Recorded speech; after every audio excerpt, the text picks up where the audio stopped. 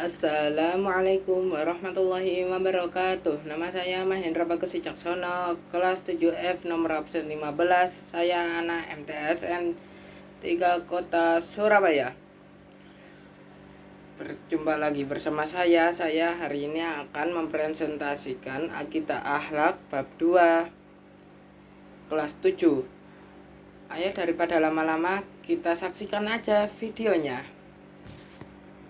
Bab 2. Iman kepada malaikat dan makhluk gaib selain malaikat. Pengertian iman kepada Allah Subhanahu wa Ta'ala. Malaikat adalah salah satu makhluk gaib ciptaan Allah yang diciptakan dari nur atau cahaya. Malaikat tergolong sebagai makhluk gaib, artinya makhluk yang keberadaannya tidak dapat ditangkap panca indera manusia, tapi dapat diterima keberadaannya. Misal dalam proses penyampaian wahyu dari Allah Subhanahu wa Ta'ala kepada para nabi dan rasul. Dalam proses ini malaikat berperan sebagai perantara dalam penyampaian wahyu tersebut. B. Nama, tugas, dan sifat malaikat. 1. Nama dan tugas malaikat. Malaikat Jibril atau Ruhul Qudus. Tugas dari malaikat Jibril yang itu menyampaikan wahyu dari Allah Subhanahu wa Ta'ala kepada para nabi dan rasul sebagaimana disebutkan di dalam sebuah dalil nakli berikut ini. In huwa illa wahyun yuha 'allamahu syadidul quwa. Quran surat An-Najm ayat 4-5. Tidak lain Al-Quran itu adalah wahyu yang diwahyukan kepadanya, yang diajarkan kepadanya oleh Jibril yang sangat kuat. Quran surat An-Najm ayat 4-5. B. Malaikat Mikail. Malaikat Mikail memiliki tugas yaitu membagikan rizki dari Allah Subhanahu wa Ta'ala kepada semua makhluknya, baik berupa hujan, angin, tanaman, dan sebagainya. C. Malaikat Israfil. Ditinjau dari segi tugasnya, malaikat Israfil adalah bertugas meniup sangkakala pertanda datangnya hari kiamat. Sebagaimana termaktub dalam kitab suci Al-Quran surat Yasin surat ke-36 ayat 51 berikut ini. Wa nufikha fis suri fa idahum minal ajdasi ila rabbihim yansilun. Yasin ayat 51. Dan ditiupkan sangkakala, maka tiba-tiba mereka keluar dengan segera dari kuburnya menuju kepada Tuhan mereka. Quran surat Yasin ayat 51. Malaikat Israel. Malaikat Israel disebut juga dengan malaikat maut. Tugasnya yaitu mencabut ruh para diri makhluk ketika datang ajal mereka. Sebagaimana dijelaskan firman Allah Subhanahu wa Ta'ala Al-Quran surat Al-An'am surat 6 ayat 61 berikut ini. Wa huwal qahiru fawqa ibadihi wa yursilu 'alaikum hafadatan hatta idza jaa ahadakumul mautu wa tawaffathu rusuluna wa hum la yufarritun. Al-An'am ayat 61. Dan dialah yang mempunyai kekuasaan yang tertinggi di atas semua hambanya dan utusannya kepadamu, malaikat-malaikat penjaga, hingga apabila datang kematian kepada salah seorang di antara kamu, ia diwafatkan oleh malaikat-malaikat kami, dan malaikat-malaikat kami itu tidak melalaikan kewajibannya. Quran surat Al-An'am ayat 61. Malaikat Raqib dan Atid mencatat amalan manusia selama hidupnya adalah tugas dari malaikat raqib dan atid. Sebagaimana firman Allah Subhanahu wa taala dalam Quran surat Qaf surat ke-50 ayat 18 berikut. Ma yalfidhu min qawlin illa ladaihi raqibun atid. Qaf ayat 18. Tiada suatu ucapan pun yang diucapkannya melainkan ada di dekatnya malaikat raqib dan atid. Quran surat Qaf ayat 18. F. Malaikat mungkar dan nakir. Malaikat mungkar dan nakir memiliki tugas yaitu mengajukan pertanyaan bagi ruh manusia di dalam kubur setelah dia meninggal. Pertanyaan itu adalah tentang roh manusia, nabinya, kitab sucinya, dan sebagainya. G. Malaikat Malik. Malaikat Malik disebut juga dengan malaikat Zabaniyah.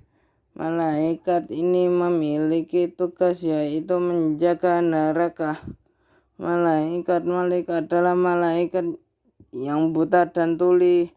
Dia juga sangat kejam, menakutkan, dan kasar. Seperti yang telah diperintahkan Allah Subhanahu wa taala dalam Quran surat At-Tahrim ayat 6 berikut.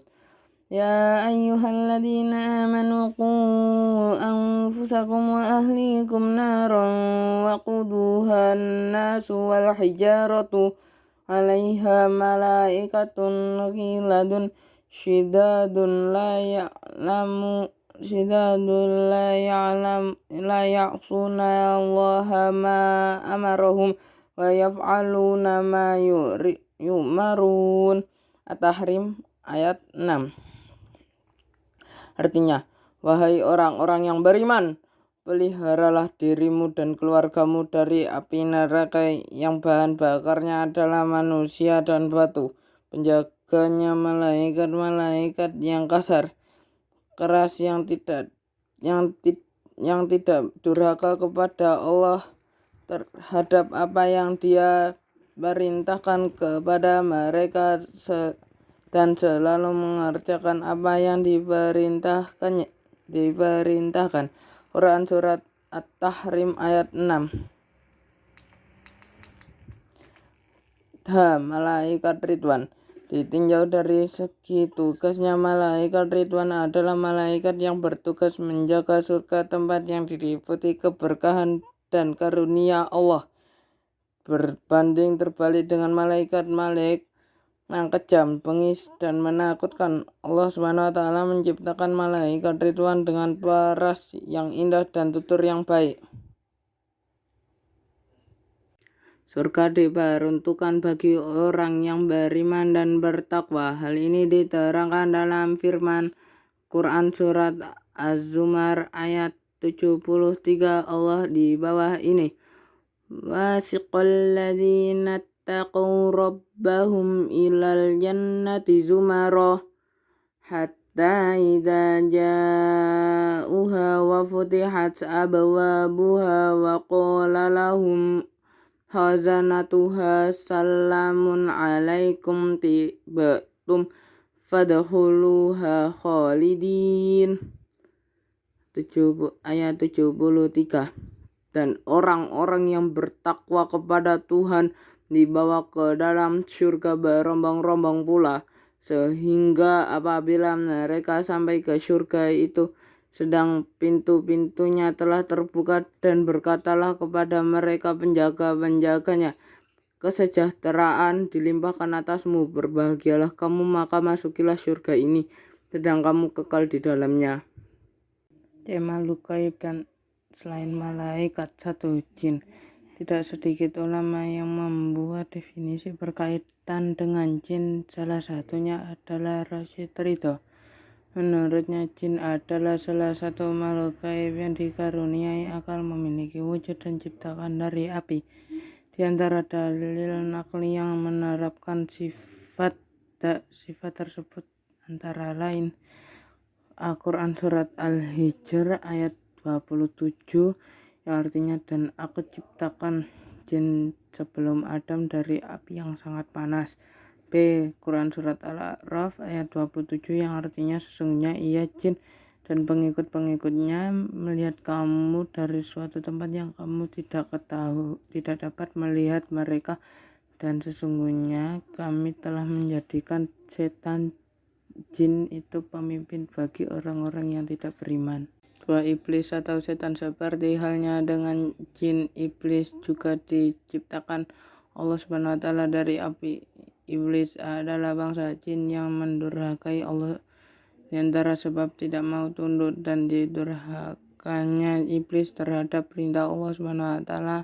Sikap sombong yang dimiliki dia merasa asal mula penciptanya jauh lebih mulia dari Adam. Hal ini disebutkan dalam Quran Surat Al-A'raf ayat 12 berikut.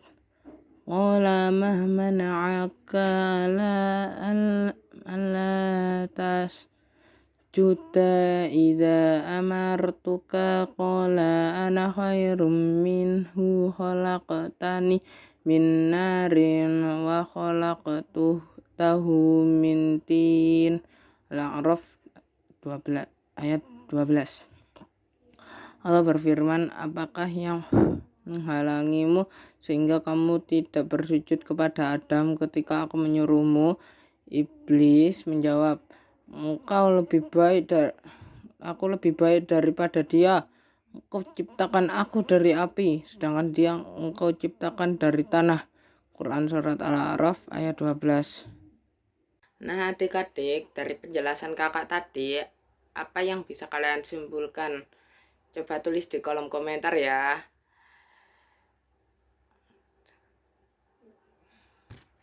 Sekian dari saya, Mahendra Bagus Wicaksono, kelas 7F nomor absen 15, anak MTSN 3 Kota Surabaya, mengucapkan wassalamualaikum warahmatullahi wabarakatuh.